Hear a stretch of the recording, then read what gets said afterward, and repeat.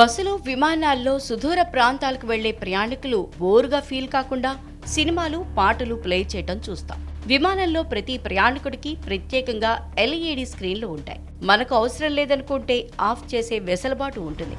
కానీ ఆస్ట్రేలియా నుంచి జపాన్కు బయలుదేరిన విమానంలో మాత్రం ప్రయాణికులకు చేదు అనుభవం ఎదురైంది. క్వాంటస్ ఎయిర్లైన్స్ విమానంలో ఎంటర్టైన్మెంట్ సిస్టంలో తలెత్తిన సాంకేతిక సమస్యతో ప్రయాణికులు ఇబ్బందులు పడ్డారు. పెద్దలు మాత్రమే చూడాల్సిన చిత్రం కావడమే దీనికి కారణం.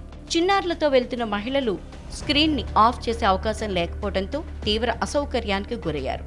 అసలేం జరిగిందంటే, క్వాంటస్ ఎయిర్లైన్స్ కు చెందిన ఫ్లైట్ ఆస్ట్రేలియాలోని సిడ్నీ నుంచి జపాన్లోని హనేడాకు బయలుదేరింది. ప్రయాణికుల్లో మహిళలు, చిన్నారులు చాలా మందే ఉన్నారు. వారందరి కోసం ఎయిర్లైన్స్ సిబ్బంది ఓ చిత్రాన్ని ప్రదర్శించారు.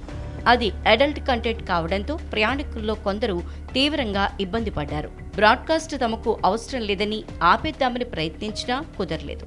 దీనికి సాంకేతిక సమస్యే కారణమని గుర్తించిన ఎయిర్లైన్స్ సిబ్బంది కొంతసేపటి తర్వాత దాన్ని నిలిపివేశారు.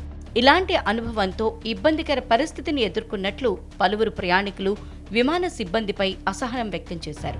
ఎవరైతే వద్దని కోరారో అక్కడి స్క్రీన్లో చిత్రం రాకుండా చూసేందుకు సిబ్బంది ప్రయత్నించినా అది ఫలించలేదు.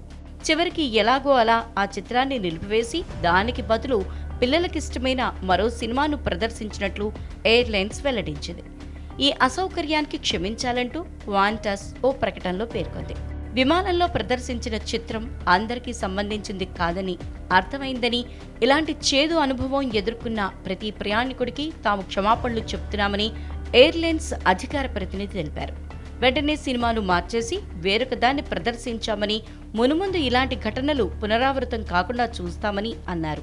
ఇదంతా సాంకేతిక సమస్య వల్లే ఎదురైందని అన్నారు. కానీ అప్పటికే ప్రయాణికుల్లో కొందరు దీనిని సోషల్ మీడియాలో షేర్ చేశారు.